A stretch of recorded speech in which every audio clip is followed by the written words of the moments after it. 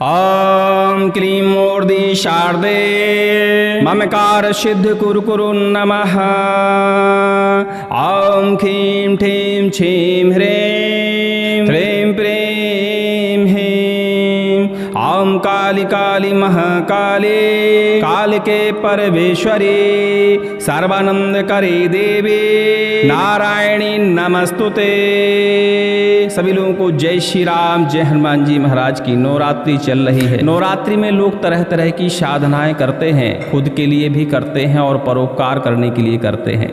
आज हम माता शारदा का एक शक्तिशाली जंजीरा मंत्र है, जंजीरा अखाड़ी मंत्र है, या कहा जाए कि बुंदेलखंडी एक साबर मंत्र है, जिसका विधि विधान आपको इस वीडियो में बताने वाले हैं। माता भगवती शारदा त्रिकुट पहाड़िया पर लिलजी घाट के किनारे शारदा धाम में विराजमान हैं और उन्हीं का साबर मंत्र आज आप जानने वाले हैं। वैसे तो इस मंत्र को हमने श्रवण कराने के लिए उपलब्ध कराया है, डिस्क्रिप्शन में लिंक है, सबसे ऊपर लिंक मिलेगी, उस लिंक पर जाकर आप इस मंत्र को लगातार श्रवण कर सकते हैं, क्योंकि माँ शारदा का यह मंत्र हर प्रकार के तंत्र बंधन को काटने में सक्षम है। भूत प्रेत, मरी मशान, खब्बीस, जिन्न, बैताल जैसी बाधाओं को तुरंत ही दूर करता है। खेर खूंट को बंधन तो काट ही देता है, साथ में बुद्धि का, कर्म का, पितरों का, व्यापार का, हर तरह के संकट को, विसंकट को काटने में सक्षम मंत्र माना जाता है। कोई व्यक्ति यदि शत्रुओं से परेशान है तो यह शत्रुओं की बुद्धि और बल को भी खत्म करता है और शत्रुओं को शमन करने में भी इस मंत्र का प्रयोग किया जाता है। माता शारदा वैसे तो बुद्धि की देवी मानी जाती हैं, लेकिन इनके मंत्र बड़े ही उग्र होते हैं और बड़े ही दुर्लभ होते हैं। माँ शारदा के मंत्र हमारे गुरु के द्वारा प्रदाय मंत्र माने जाते हैं। ये हमारे चैनल के अलावा और कहीं नहीं मिलेंगे। वैसे तो आजकल लोग कॉपी कर करके हमारे चैनल से मंत्र डाल रहे हैं, लेकिन ध्यान दें, जब तक आप संपूर्ण विधि विधान ना जान लें तब तक इन मंत्रों को प्रयोग करने का प्रयास न करें। साबर मंत्र बड़े ही जल्दी प्रभाव दिखाते हैं और बहुत जल्दी ही सिद्ध हो जाते हैं, लेकिन यदि गलत तरीके से आप सिद्ध करते हैं तो कभी कभी ये मंत्र नुकसान भी पहुंचाते हैं। इन मंत्रों को विशेषता जिस गुरु का मंत्र होता है, या तो उनके शिष्यों से आपको मंत्र दीक्षा की आवश्यकता पड़ती है, या जिस गुरु के द्वारा यह मंत्र प्रदाय है उस गुरु से मंत्र दीक्षा की आवश्यकता पड़ती है, तंत्र दीक्षा की आवश्यकता पड़ती है, तभी इस मंत्र का आप सिद्धीकरण कर सकते हैं।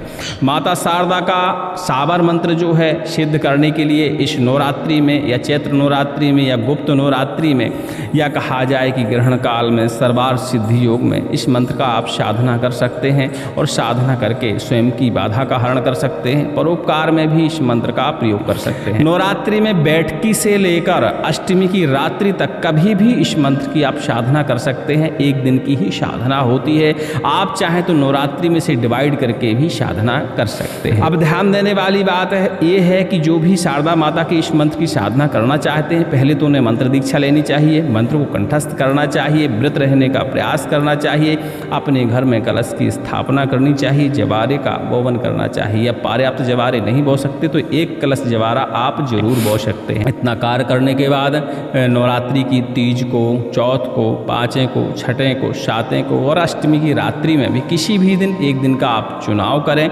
जिस दिन भी आपको साधना करना हो उस दिन हल्का आहार लें, ताकि लघु शंका, दीर्घ शंका आपको ना परेशान करे, लंबे समय तक आप बैठ पाएँ और माता के इस मंत्र की साधना कर पाएँ। माता के इस मंत्र की साधना करने के लिए माता का कोई चित्र आपके पास है तो स्थापित कर लीजिए, नहीं तो सब पराशक्ति के अंश हैं, सारी देवियाँ। आप किसी भी अपनी पसंदीदा इष्ट के तत्चित्र आप वहाँ स्थापित कर सकते हैं, उनका विधि विधान से आप पूजन करिए। वैसे भी आपको माँ शारदा का चित्र उपलब्ध हो ही जाएगा, तो उसको स्थापित कर लीजिए, स्नान ध्यान कराइए, धूप दीप नैवेद्य से पूजन करिए। जो भी साधारण पूजा आती है, माता कभी भी नहीं चाहती कि आप उनके ऊपर ऐसी सामग्रियाँ अर्पण करें जो कॉस्टली हो। उन्हें श्रद्धा की ज़रूरत होती है, आपकी सामग्रियों की ज़रूरत नहीं होती। आप विधि विधान नहीं भी करते हैं और आपकी पूर्ण श्रद्धा है माता के प्रति, तो निश्चित ही मानिए कि आपके ऊपर उनका आशीर्वाद बरसेगा ही बरसेगा। माँ शारदा धाम में जो व्यक्ति आता है माँ के दर्शन करने, निश्चित ही मानिए कि उसकी झोली कभी भी खाली नहीं रहती। जिस आस से वो दर्शन करने आते हैं वह कार्य उनका निश्चित ही पूरा हो जाता है। माता का विधि विधान से पूजन करने के बाद कमलगट्टे की माला, रुद्राक्ष की माला या चंदन की माला से माता का आप जाप कर सकते हैं। अखंड ज्योति प्रज्वलन करिए, ज्योति का पूजन करिए। माता का पूजन तो आप पहले ही कर चुके हैं। अपने आसन का बंधन करिए। जो भी मंत्र दीक्षा दीक्षा में आपको मंत्र मिला हो, उस मंत्र दीक्षा के मंत्र की एक माला सर्वप्रथम आप जाप करिए। इसके बाद शारदा माता के इस मंत्र का आप जापन करिए। वैसे तो इस मंत्र का 11 माला जाप करने का विधान है, 11 माला आप जाप कर सकते हैं और एक माला आपको होम हवन करने की आवश्यकता पड़ती है। इतने में ही यह मंत्र आपका सिद्ध हो जाता है और सिद्ध होने के बाद इस मंत्र से आप अपने बुद्धि का, व्यापार का, कर्म का बंधन काट सकते हैं। तो इस मंत्र की साधना करने का प्रयास आप कर सकते हैं। जाप करने के बाद आपको एक माला होम हवन करना है। हवन करने के बाद माता को अठवाई, फल फलाहार, नैवेद्य इत्यादि चीज़ें माता को अर्पण करनी है। हवन जो करना है हमें ध्यान देना है कि आप खप्पर में करें तो अति उत्तम है, नहीं आपके यहाँ बेदी है तो बेदी में भी कर सकते हैं। जिनको खप्पर बनाना नहीं आता है, नवरात्रि में कभी भी 11:30 से 2 के बीच में आप कॉल करके हमसे पूछ सकते हैं कि खप्पर कैसे बनाया जाता है। वैसे भी खप्पर बनाने की वीडियो हम पहले ही अपने चैनल पे उपलब्ध करा चुके हैं। पिछली नवरात्रि के आप वीडियो देखेंगे तो खप्पर बांधना, खप्पर बनाना, खप्पर चलाना, इन सब के वीडियो पहले ही उपलब्ध हैं, तो आप उनको उपयोग करके अपना खप्पर बना सकते हैं। और जो नहीं बांध सकते खप्पर, तो साधारण खप्पर में भी संविदा डालकर और माता के इस मंत्र के साथ, माता का लास्ट में बीज मंत्र ओम ऐं शारदे नमः इस तरह बोलते हुए, स्वाहा लगाते हुए आहुतियाँ अपनी डाल सकते हैं। ठीक है, जब आपकी 11 माला संपन्न हो जाती हैं और एक माला आप हवन कर लेते हैं तो माता का यह मंत्र आपके लिए सिद्ध हो जाता है। और सिद्ध करने के बाद इस मंत्र से आप किसी भी तरह का बंधन हो, मेरी कुचेली बाधा हो, या कहा जाए बुद्धि का, कर्म का, पितरों का, व्यापार का बंधन आप तुरंत ही हटा सकते हैं। इसके अलावा भूत, प्रेत, पिशाच, डाकनी, शाकनी, ब्रह्म, राक्षस, खब्बीश, मसान, चुड़ैल जैसी बाधाओं को इस मंत्र के एक बार पाठन से दूर कर सकते हैं। इस मंत्र से झाड़ा लगाने का भी तरीका बहुत ही आसान है। नवरात्रि में तो इसकी आपको सिद्धिकरण ही करना है। लेकिन एक बात और हम आपको ध्यान दिला दें, जो लोग एक आसन पर इस मंत्र का जापन नहीं कर सकते, वो जब भी करना शुरू करें बैठकी से या 2 से 30 से 4 से, तो 2-3 दिन में डिवाइड करके भी इसकी जप माला पूरी कर सकते हैं। एक दिन में 1 माला या 2 माला, किसी दिन 3 माला, किसी दिन 4 माला, इस तरह आप डिवाइड करके भी इस मंत्र का जापन करके इस मंत्र को सिद्धिकरण कर सकते हैं। बस ध्यान देने वाली बात ये होती है कि जब से हम बैठकी करें अपने मंत्र की साधना के लिए, उस समय से जो अखंड ज्योति है वो हमारी बुझनी नहीं चाहिए, जलती ही रहनी चाहिए। तब आप इस मंत्र की साधना डिवाइड करके भी कर सकते हैं। तो इतनी ही इस मंत्र में आसानी आपको मिल सकती है। बाकी बिना तप के, बिना शरीर को कष्ट दिए सिद्धियां नहीं मिलती हैं मंत्रों में। और यह मंत्र माता शारदा का प्रत्यक्षीकरण भी दिलाता है। आप इसकी जप संख्या को यदि बढ़ाते हैं, 21 माला, 51 माला करते हैं, तो निश्चित ही मानिए कि आपको माता का प्रत्यक्षीकरण भी प्राप्त हो जाता है। अब कई लोगों का कहना होता है कि हम इतनी देर बैठ ही नहीं पाते, तो हमने जैसा कि आपको बताया कि एक दिन में आप डिवाइड करके इस मंत्र का जापन कर सकते हैं। बस आसन बंधन आपको जितने बार भी अपने आसन पर बैठें जाप करने के लिए, उतने बार अपने आसन का आपको बंधन करना पड़ेगा। आसन बंधन मंत्र, घेरा कीलन मंत्र चैनल पे हमारे उपलब्ध हैं, तो उनका एक बार पाठन करके तेल के सहारे आप अपने घेरे का कीलन कर सकते हैं। ठीक है, जो चीज़ नहीं समझ में आती है तो निसंकोच आप फ़ोन लगाकर पूछ सकते हैं, टेलीग्राम में लिख सकते हैं। अभी नवरात्रि भर हमारा जो फ़ोन है 11:30 से लेकर 2 बजे तक हर हाल में चालू रहेगा। इसी बीच आप कॉल कर सकते हैं। टेलीग्राम में वैसे दिन में हमें समय मिलेगा तो हम जवाब आपको ज़रूर देंगे, नहीं तो रात्रि में 8 बजे के बाद 10 बजे तक हम आपको चैट के माध्यम से भी जवाब देंगे। चलिए, मंत्र का सिद्धिकरण तो आप जान गए। ठीक है, अब आती है इस मंत्र को हमें कैसे प्रयोग करना चाहिए, कैसे हमें बंधन काटना चाहिए। किसी की बुद्धि पर बंधन लगा है, किसी के कर्म यानी व्यापार पर बंधन लगा है, कुल पितरों का बंधन लगा है, तो इस मंत्र से झाड़ा लगाना बहुत आसान है। सांगीन अस्त्र, सांग अस्त्र जिसे कहते हैं माता का, इस अस्त्र को आपको बनवाना पड़ेगा। ठीक है, और जो लोग नहीं बनवा सकते, जो लोग नहीं जानते, चित्र में आपको दिख रहा होगा कि सांग अस्त्र कैसे होता है, तो इस अस्त्र को आप हमारे यहाँ से मंगवा भी सकते हैं। टेलीग्राम में लिखेंगे तो हम आपके लिए वह कुरियर कर देंगे, आपके पास बहुत जल्दी ही पहुँच जाएगा। और वैसे भी मंत्र साधना के बाद, पूर्णिमा के बाद ही इस मंत्र का आप प्रयोग कर सकते हैं। पूर्णिमा तक इस मंत्र का सिद्धिकरण के बाद भी हमें प्रयोग नहीं करना होता है। तो सांग अस्त्र अपने हाथ में ले लीजिए। जिस जगह भी बंधन का महसूस हो रहा हो, किस जगह बंधन लगा है, जिस व्यक्ति के ऊपर बंधन लगा है, सर्वप्रथम तो इस मंत्र का पाठन करते हुए उसको जल ग्रहण करवाइए, जल अभिमंत्रित करके। फिर नींबू एक अपने हाथ में ले लीजिए, उसके ऊपर से 7 बार इसी मंत्र का पाठन करते हुए आपको नींबू उतारना है। और नींबू उतारने के बाद ये सारी क्रियाएं देखो सिद्ध करने के बाद ही प्रयोग करना है। नींबू उतारने के बाद अग्नि आपको प्रज्वलित कर लेनी है, जैसे गाय के गोबर का जो उपला होता है उसमें आपको अग्नि प्रज्वलन करनी है। माता के नाम की, माँ शारदा के नाम की उसमें 5 से 11 आहुतियाँ आपको डालनी है। चाहे तो माता के बीज मंत्र से भी डाल सकते हैं, चाहे तो इस साबर मंत्र का एक बार पाठन करते हुए भी आहुतियाँ आप 5 बार लगा सकते हैं ध्यान करते हुए, ठीक है। अब नींबू के 2 टुकड़े करके एक नींबू का आपको धार देना है अग्नि पर, मतलब निचोड़ा मारना है, और दूसरे नींबू को फिर से उल्टा उतार कर उसी घर से बाहर या जिस जगह भी आप खड़े हो वहाँ से दूर फेंक देना है। ऐसी जगह फेंकना है जहाँ लोगों के पैर उस पर ना पड़े। चाहे तो आप उसे नदी में डाल सकते हैं, एकांत में कहीं क्षेत्र में ऐसी जगह डाल सकते हैं जहाँ लोगों का आवागमन कम रहता हो। ऐसा करने से शरीर में लगा हुआ किसी भी तरह का बंधन, बुद्धि का लगा हुआ बंधन तुरंत ही टूट जाता है। व्यापार पे यदि बंधन लगा हुआ है तो सर्वप्रथम तो आपको जिस जगह व्यापार में बंधन लगा है तो कहीं तो आपका दुकान, ऑफिस से कुछ ऐसी चीज़ें होंगी, तो उस जगह आपको जल का छिड़काव करना है सर्वप्रथम। फिर नींबू का आपको उतारा करना है सामने दरवाजे पर खड़े होकर, और नींबू का इसी विधि विधान से आपको काटन और निचोड़न करना है, धार देनी है, तो वहाँ का भी बंधन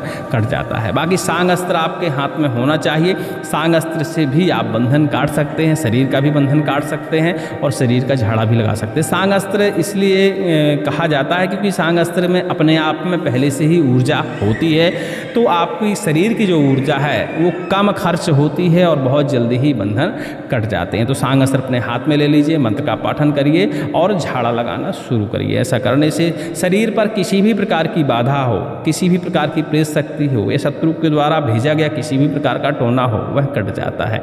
नज़र का दोष होने पर भी इस सांग अस्त्र से आप झाड़ा लगा सकते हैं। एक बार मंत्र का पाठन करना है और सांग से झाड़ा लगाना है। अब ऐसे व्यक्ति जिनके ऊपर सवारी आती है, ऐसे लोगों को थोड़ा सा दूर से झाड़ा लगाना है, क्योंकि कई बार वो लोग सांग अस्त्र को पकड़ने लगते हैं, और क्योंकि सांग अस्त्र टाँचने के लिए, छेदने के लिए होता है, चढ़ाने के लिए होता है, तो वो तैस में आकर अपने आप को चढ़ा भी लेते हैं, तो उससे देखिए घाव हो जाते हैं, क्षतिग्रस्त शरीर हो सकता है।